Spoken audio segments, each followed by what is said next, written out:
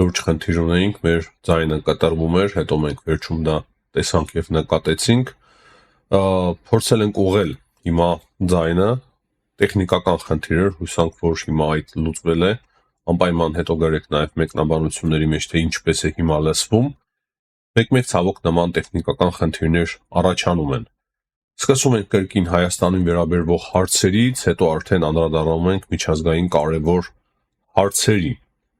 Հիմա հիմնական քննարկման թեման Անտալիայի դիվանագիտական ֆորումում հնչած մտքերն են եւ հայտարարությունները, ինչպես նաեւ երեկվա Եվրամիության երկրների արտգործնախարարների հավաքը, այնտեղի քննարկումները, որոնք որ վերաբերվել են մասամբ նաեւ Հայաստանին,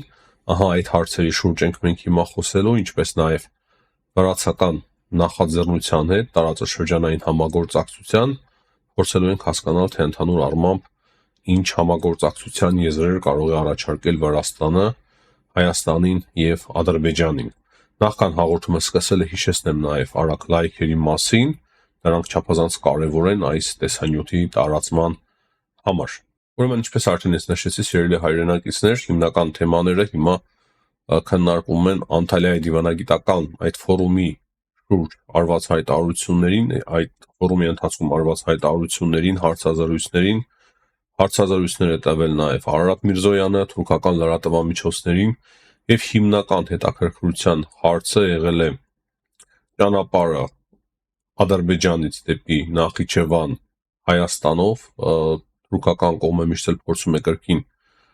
Զանգեզուրի միջանցքներից խոսել, միջանցք չեն ասել, բայց մոտավոր ակնարկները դա է եղել, այդտեղ եւս Արարատ Միրզոյանը պատասխանել է, որ հայկական կողմը պատրաստ է, որ տրանսպորտային կոմունիկացիաները ապաշրջափակվեն։ Հաջորդ կարևոր քննարկման թեման եղել է կրկին Հայաստանի սահմանադրությունը, այսինքն ադրբեջանական բոլոր պնդումները թուրքական լրատվամիջոցները փորձել են կարևոր հարց ցարկել եւ այդպես ուղղել այդ հարցերը Հայաստանի արտգործնախարարին, բայց այստեղ եւս Հայաստանի դիրքորոշումը անփոփոխ է եղել, Հայաստանի սահմանադրության մեջ ոչինչ չկա, սպառնացող Ադրբեջանի տարածքային ամբողջականությանը եւ կրկին Արարատ Միրզոյանը ամենտեղ հիշեցրել է սահմանադրական դատարանի որոշման մասին։ Իրավաբանական հարթության մեջ փաստացի դուրս է գալիս, որ ամեն ինչ իրոք շատ հստակ է եւ պարզ է, բայց դա չի խանգարում քաղաքական գործիչներին մանիպուլյացիայի ենթարկելու այդ հարցը, քանի որ մենք հասկանում ենք այլ բան է քաղաքականությունը, այլ բան է իրավական համակարգը եւ քաղաքականության մեջ շատ ավելի հեշտ է մանիպուլյացիայի ենթարկել նման հարցերը։ Հաջորդ հարցերից մեկը վերաբերվել է Մարգարայի անցակետին եւ այդտեղ եւս հայկական կողմի պատասխանը հստակ եղել, որ հայկական անցակետը արդեն պատրաստ է, Հայաստան ամեն ինչ նորմալ իրավիճակի է բերել, Մարգարայի անցակետի մասին է խոսքը եւ որևիցե խնդիր այդ առումով եւս հայկական կողմը չունի։ Այսինքն այդտեղ եւս Թուրքիան քաղաքական կամք պետք է դրսևորի, որպիսի Մարգարայի անցակետը ըստ պայմանավորվածությունների երրորդ երկրների անձանց համար, դիվանագիտական անձնագիր ունեցող անձանց համար այդ անցակետը բացվի։ Միֆերը եւ քաղաքական շահարկումները արվում են նրա համար, որպիսի ժամանակ ձգեն եւ ստիպեն Հայաստանին գնալ նորանոր ինչ-որ զիջումների, որոնք որ ոչ մի ձևով իրոք արդարացված չեն, որոնց որ կարիքը իրականում չկա, բայց իրենք ուզում են ամեն դեպքում ստանալ այդպիսի զիջումներ, պատկերացնելով, որ հիմա իրենց դիրքերը շատ ավելի լավ են, որպեսզի իրենք կարողանան Հայաստանից ստանալ այդպիսի զիջումներ եւ դա էլ հարց է, թե իրենք հետո համաձայնելու են, թե նոր պահանջներ են առաջ քաշելու, ամենայն հավանականությամբ նոր պահանջներ են առաջ քաշվելու։ Նույն հարցին է փաստացի անդրադարձել նաեւ Ռուբեն Ռուբինյանը եւ նա էլ ասում է, որ ոչ մի առաջընթաց ես չեմ տեսել Անտալիայի ֆորումի ընթացքում փաստացի հայ-թուրքական սահմանի բացման մասով այդ պայմանավորվածությունները ուղղակի մնում են պայմանավորվածություն, բայց նույն ժամանակ կարծես թե ոչ մի իրոք շարժ եւ քաղաքական կամք չկա եւ դրա մասին է խոսում փաստացի նաեւ Ռուբեն Ռուբինյանը, որ Հայաստանը իր կողմից ինչ որ անելու էր արել է, ամեն ինչ պատրաստ է, նույնիսկ վաղը Հայաստանը պատրաստ է բացել հայ-թուրքական սահմանը, բայց այս պայմանությամբ Թուրքիայի կողմից որևիցե առաջարկ, առաջընթաց այս առումով չկա։ Եվ ահա այս ֆոնին հետաքրքիր մի հաղորդագրություն ունենք, որ երեք հեռախոսազրույց է տեղի ունեցել Հայաստանի ազգային ժողովի նախագահ Ալեն Սիմոնյանի եւ Վրաստանի ազգային ժողովի նախագահ Քալվա Պապուաշվիլիի միջև, եւ հաղորդագրության մեջ նշված է, որ կողմերը քննարկել են ռեգիոնալ համագործակցության հնարավորությունները, այսինքն ոչ թե երկկողմ, այլ ռեգիոնալ։ Ինչ է մեզ տեսնում սրա հետևում, հաշվի առնելով այն, որ Վրաստանի արտգործ նախարար Մակա Բոճորյաշվիլին հայտարարում էր Անտալիայի այդ ֆորումի ժամանակ, որ Վրաստանը կարևոր դերակատարություն է պատրաստ ստանձնել հայ-ադրբեջանական այդ կարգավորման գործընթացում եւ հստակ նաեւ հասկացնել էր տալիս, որ Վրաստանի համար դա շատ մեծ կարևորություն ունի հայ-ադրբեջանական կարգավորումը, քանի որ վերաբերվում է նաեւ ինչ որ միտեղ Վրաստանին, այսինքն Վրաստանը տարածաշրջանից դուրս չէ եւ հետեւաբար այդ կոնֆլիկտի եթե չասենք մասը, ապա այդ կոնֆլիկտը ուղղակիորեն ազդում է նաև Վրաստանի վրա եւ դա իրոք այդպես էլ կա եւ հստակ թե Մակա Բոճորաշվիլիի հայտարարությունից եւ ահա այս հեռախոսազրույցից Քալվա Պապուաշվիլի եւ Ալեն Սիմոնյանի միջև եւ այդ հաղորդագրությունից, որ ռեգիոնալ համագործակցության ֆորմատները, ձևերն են քննարկում հնարավորությունները, ես նաեւ հիշեցի եւ սրանն եմ ուզում ավելացնել Իլհամ Ալիևի կողմից օրեր առաջ արված հայտարարությունը այն մասին, որ վրացական կողմը արել է մի քանի առաջարկ, թեթև փոքրիկ առաջարկներ, թե ինչպես կարելի է ռեգիոնալ համագործակցություն ծավալել, խոսքը գետերի մասին է, լրագրողների մասին է, ես արդեն 2-3 անգամ կրկնել եւ խոսել եմ այս մասին, հայկական կողմից որևիցե տեղեկություն չկա այս մասով, մենք սա իմացել ենք Ադրբեջանի նախագահի հայտարարություններից, վրացական կողմից էլ ես նման բան չեմ տեսել, բայց հստակ պարզ է դառնում, որ Վրաստանը իրոք սկսել է փորձել ակտիվացնել իր դերակատարությունը այս ուղղությամբ եւ դա նաեւ տրամաբանական է այն առումով, որ հիմա Վրաստանի հարաբերությունները արևմուտքի հետ բավականին բարդ պայմաններում են եւ Վրաստանը ավելի շատ ժամանակ ունի ծախսել իր այդ կարելի ասել նույնիսկ էներգիան հայ-ադրբեջանական կարգավորման գործի ուղղությամբ, դա մի քանի առումներով է լավ Վրաստանի քաղաքական գործիչների համար, նախ ռեգիոնում տարածաշրջանում փորձելու են իրենց դերակատարությունը ավելացնել եւ երկրորդը կարծում եմ ավելի շատ ժամանակ ունեն կոնկրետ զբաղվելու ահա այդ հարցով արտաքին քաղաքականության մեջ, ինչը որ վերաբերվում է արտաքին քաղաքականությանը։ Հետևաբար ես պատկերացնում եմ, որ հիմա Վրաստանը իրոք փորձելու է ակտիվացնել իր դերակատարությունը հայ-ադրբեջանական կոնֆլիկտի մեջ, կոնֆլիկտի լուծման հարցով դրականի եւ բացասականի մասով հիմա կարող է ոմանք բացասական շատ բաներ տեսնեն, ոմանք դրական տեսնեն, ես մեծ հաշվով բացասական ոչինչ չեմ տեսնում, չեմ կարծում, որ Վրաստանի իշխանությունները չեն պատկերացնում, թե ինչ նպատակներ ունի Ադրբեջանը եւ եթե պատերազմ սկսվի ընդդեմ Հայաստանի, հնարավոր դրա սցենարները եւ դրա շարունակությունը, ասենք 5-10 տարի անց ամբողջ տարածաշրջանի համար։ Հետևաբար ես կարծում եմ, որ այս առումով Վրաստանը եւս ունի լուրջ մտահոգություններ եւ դա է պատճառը, որ հիմա փորձում է ակտիվանալ ահա այս գործընթացի մեջ։ Այդ իսկ պատճառով իրոք դրական է, բայց թե որքանով է հաջողվելու Վրաստանին, որքանով է դա դուր գալու Հայաստանին եւ Ադրբեջանին, որքանով նրանք խորն են թույլ տալու Վրաստանին զբաղվել հայ-ադրբեջանական հարաբերություններով, իրոք դժվար է ասել, բայց ես կոնկրետ ասեմ, ես այստեղ ավելի շատ դրականն եմ տեսնում, քան բացասականը։ Հիմա եթե խոսենք, որ 100%-անոց բարեկամներ չկան, ես գիտեմ հայկական ընդհանուր հասարակության մեջ տրամադրությունները ոմանք այլ բան են կարծում, մյուսները ուրիշ մոտեցումներ ունեն, այսինքն տարբեր մոտեցումներ կան, բայց ես ցես հստակ ասեմ, որ միանշանակ Վրաստանի ակտիվացումը եւ դերակատարությունը դա միանշանակ լավ է եւ անպայման չէ, որ ամենտեղ տեսնենք մենք Ռուսաստանի ձեռքը, Ռուսաստանի միջամտությունը։ Ես կարծում եմ, որ Հայաստանի իշխանությունները իրենք էլ ունեն հնարավորություն ամեն շատ ավելի adekvat գնահատել, իրանք էլ ամեն ինչ շատ ավելի adekvat եւ ռեալ շատ բարձ ամեն ինչ տեսնում եւ հասկանում են։ Այնպես որ եթե ինչ որ մի բան չի բխելու Հայաստանի Հանրապետության շահերից, ես չեմ կարծում, որ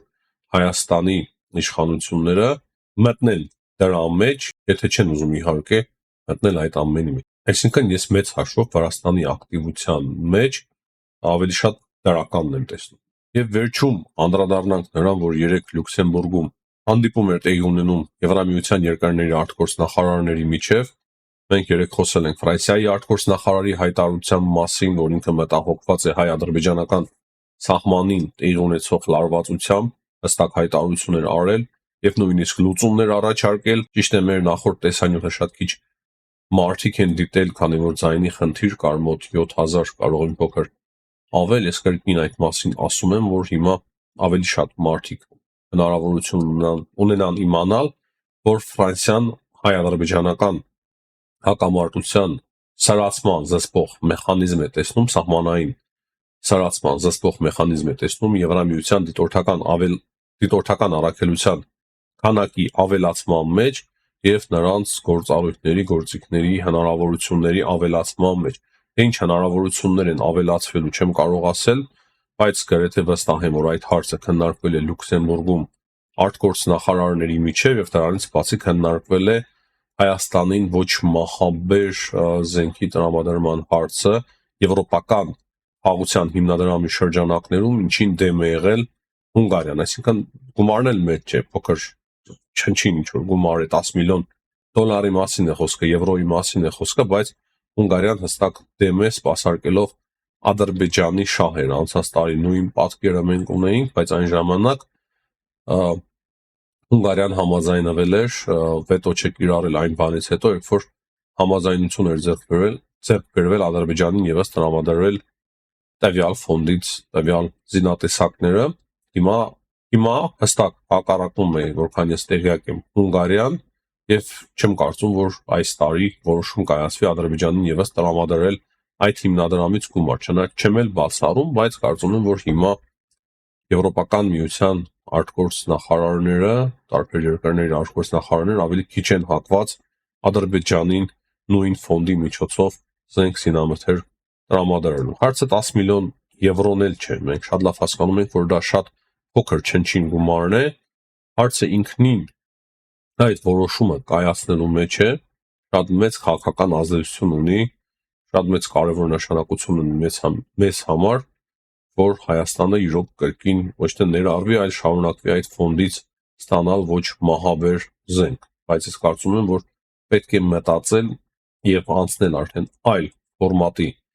ռազմական այլ ֆորմատի համագործակցության Եվրամիության երկրների հետ եւ այնպիսի ֆորմատի, որտեղ որ Հունգարիան չունենա ձայնի իրավունք եւ հնարավորություն ինչ որ հարցի վրա վետո կիրառել։ Դա բնականաբար բխում է մեր ազգային եւ պետական շահերից եւ Հունգարիայի այս գործողությունները հստակ մեծ վնաս են հասցնում մեր հարաբերություններին Եվրամիության երկրների հետ։ Չնայած որ Հայաստանը հիմա շատ ակտիվ եւ լուրջ ձևով փորձում է աշխատել նույն Հունգարիայի ուղղությամբ, բայց չեմ տեսնում, որ ինչ որ լուրջ մեծ հաջողություններ մենք ունենք Հունգարիայի ուղղությամբ։ Հիմա անցնենք միջազգային կարևոր հարցերի, սիրելի հայրենակիցներ, հաստատի ռուսական այդ հարվածից հետո Ուկրաինայում, որի ընթացքում 3 տասնյակից ավել մարդիկ են զոհվել եւ բազմաթիվ հարյուրավոր մարդիկ են վիրավորվել, Թրամփը սկսել է հակասական տարբեր հայտարարություններ հնչեցնել դրանց մի մասին մենք երեք խոսել ենք, ասելով, որ ինքը տեղեկություններ ունի, իրեն տեղեկացրել են, որ դա դիտմամբ չի արել Ռուսաստանը, հիմա էլ ասում է, որ Զելենսկին եւ Բայդենը մեծ ահավոր աշխատանք են իրականացրել, ինչի պատճառով սկսվել է այդ պատերազմը եւ կրկին հիշեցրել է, որ եթե ինքը լիներ նախագահ, եթե ընտրությունները չկեղծվեին, ապա այդ պատերազմը տեղի չէր ունենա, դա կարող ենք իր յուրաքանչյուր հայտարարության տակ ավելացնել, ինչպես որ երբեմն արվում են տարբեր հաղորդագրությունների մեջ, այսինքն այդ մասին մենք չենք անդրադառնա, բայց կարևոր մեկ բան եւս ասել է Դոնալդ Թրամփը, որ ինքը ժամանակ է տվել Ռուսաստանին, փաստացի Վլադիմիր Պուտինին տրամաբանական ժամանակ այդ պատերազմը ավարտելու համար։ Այսինքն օրեցօր մոտենում է այն պահը, երբ կարող է արդեն Դոնալդ Թրամփը ուղղակի ստիպված լինել փոխել իր քաղաքականությունը եւ մոտեցումը Ռուսաստանի Դաշնության նկատմամբ, այսինքն օրեցօր ավելի ու ավելի պարզ ու լավ են հասկանում, որ Ռուսաստանի Դաշնությունը չի ցանկանում դադարեցնել այդ պատերազմը, եթե դադարեցնի, բնականաբար հրաշալի կլինի, շատ լավ, բայց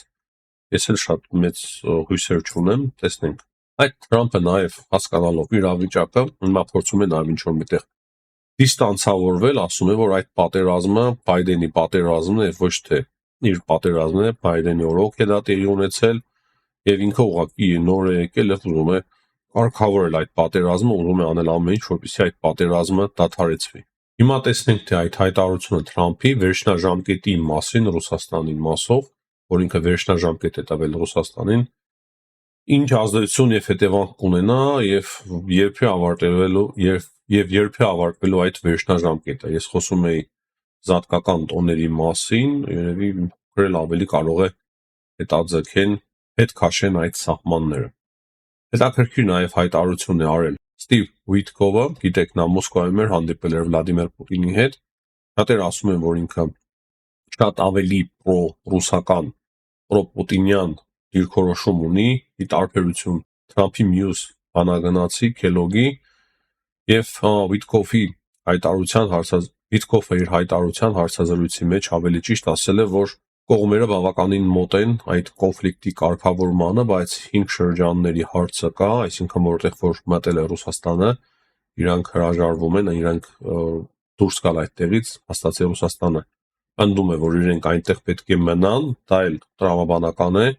քանի որ դա ամենասկզբից Ռուսաստանը առաջին եւ կարևոր պահանջն է դնում, եւ դրանից բացի ըստ Ուիտկոֆի երկրորդ պահանջը այն է, որ Ուկրաինան չպետք է դառնա ՆԱՏՕ-ի անդամ, ինչը նույնպես տրամաբանական է, բայց եթե այդ հարցերի շուրջ ընդհանուր պատկերացում եւ հասկացողություն կա, ինչն է այս պահի դրությամբ խանգարում կողմերին, որ տևական խաղաղություն հաստատվի, չեմ կարող ասել, բայց ըստ Վիտկոֆի Ռուսաստանը պատրաստ է հարատև երկարաժամկետ խաղաղության եւ ոչ թե ուղղակի հրադադարի։ Տեսնենք, թե իրոք հիմա որքանով է Ռուսաստանը պատրաստ կանգնեցնել այդ պատերազմը, որը որ իրոք ոչ միայն բազմաթիվ կյանքեր է խլում, ներվեր է խլում, մեծ խառնաշփոթ է ստեղծել ամբողջ աշխարհում,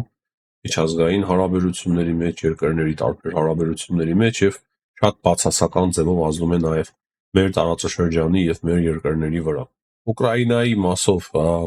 ուրիշ այլ տեղեկություններ մեծ հաշվով չկա։ Ռուսական ալիքները տեղեկացնում են, որ Ուկրաինան հարվածներ է հասցրել նաեւ Կուրսկի ուղղությամբ, եթե չեմ սխալվում, մեկ քաղաքացի է զոհվել, կան վիրավորներ, թե ավելի չեմ կարող ասել վիրավորներ, այսինքն աչքովս ընկան նման տեղեկություններ եւս։ Թրամփը նաեւ խոսել է Իրանի մասին, բավականին երկար է խոսել եւ ասում է, որ Իրանը ուզում է բանակցել Ամերիկայի Միացյալ Նահանգների հետ, ուզում է գործ ունենալ Ամերիկայի Միացյալ Նահանգների հետ, ուղղակի չգիտեն թե ինչպես։ Նա կրկին հիշել է, որ եթե ինքը լիներ նախագահ, ապա հոկտեմբերի 7-ը տեղի չէր ունենա, Համասը չէր հարձակվի Իսրայելի վրա, Իրանը այդքան համարձակ գործողություններ չէր ձեռնարկի, Իրանի հետ ամեն ինչ շատ լավ էր, երբ որ ինքը նախագահ էր, այսինքն այդ մասին երևի չխոսենք, կարևորը այն է, որ անդրադառնանք մենք Թրամփի այն հայտարարությանը, որ ինքը ասում է, որ ես ուզում եմ, որ Իրանը բարգավաճ հարուստ երկիր դառնա եւ մեկ պայման կա, ընդամենը մեկ պայման կա, որ իրենք հրաժարվեն ատոմային ծրագրից։ Եթե նրանք չհրաժարվեն, ապա շատ վատ բան տեղի կունենա, ամեն դեպքում Իրանը չի ունենա ատոմային զենք, ասում է, որ շատ մոտ են իրենք, բայց Ամերիկայի Միացյալ Նահանգները թույլ չի տա, որ Իրանը ունենա ատոմային զենք։ Այսինքն հստակ ասում է, եթե դուք պայմանավորվեք ինձ հետ միայն ատոմային զենքի շուրջ, ուրիշ հարց ինձ չի հետաքրքրում, փաստացի դա է ասում Թրամփը, ես պատրաստ եմ նույնիսկ պատժամիջոցները հանել Իրանի վրայից, ձեր վրայից, որ դուք կարողանաք հարստանալ, բարգավաճել, հակառակ պարագայում ամեն դեպքում թույլ չեմ տա, ճիշտ է դուք շատ մոտ եք, բայց թույլ չեմ տա, որ ունենաք ատոմային զենք եւ հարված կհարցա։ Եվ հարված կհասցնեմ ձեր այդ ատոմային օբյեկտներին, ահա, եթե փորձենք նորմալ մարդկային լեզվով բացատրել Թրամփի ասածը, դա է փաստացի դուրս գալիս։ Նաև այս ֆոնին կարևոր է ասել, որ Եվրամիությունը որոշում է կայացրել մինչև 27 թվականը օգնել Պաղեստինի ժողովրդին ավելացնելով գումարը 1.6 միլիարդ դոլարով, գիտենք Թրամփի մոտեցումները Պաղեստինի ժողովրդի շուրջ, Գազայի շուրջ, եւ ահա Եվրամիությունը հետաքրքիր քայլ է անում, ավելացնելով 1.6 միլիարդ դոլարի իր օգնությունը մինչև 27 թվականը Պաղեստինի ժողովրդին։ Եվ վերջում մեկ կարևոր հաղորդագրություն եւս, Հեռախոսազրույց է տեղի ունեցել Թուրքիայի արտգործ նախարար Հական Ֆիդանի եւ Ամերիկայի Միացյալ Նահանգների պետքարտուղար Մարկո Ռուբիոյի միջև։ Ըստ հաղորդագրության նրանք քննարկել են Իրանից եկող վտանգների հարցը, տարածաշրջանային անվտանգության հարցը այդ համատեքստում, այսինքն Իրանից թե ինչ վտանգներ կան տարածաշրջանի համար, ինչպես նաեւ Իրանի այդ սատելիտ ուժերի կողմից թե ինչ վտանգներ կան տարածաշրջանի համար, ու այդ առումով նրանք պայմանավորվել են խորացնել համագործակցությունը ՆԱՏՕ-ի շրջանակներում հակահամբեկչական համագործակցություն եւ ընդհանրապես ՆԱՏՕ-ի ամրապնդման գաղափարի շուրջ են հանդես եկել, այսինքն այստեղ կարելի ասել առաջին անգամն է, որ Ամերիկայի Միացյալ Նահանգների պետքարտուղարը եւ ընդհանուր միտք է հնչում, որ ՆԱՏՕ-ն պետք է ամրապնդել։ Մենք գիտենք նաեւ Թրամփի մոտեցումները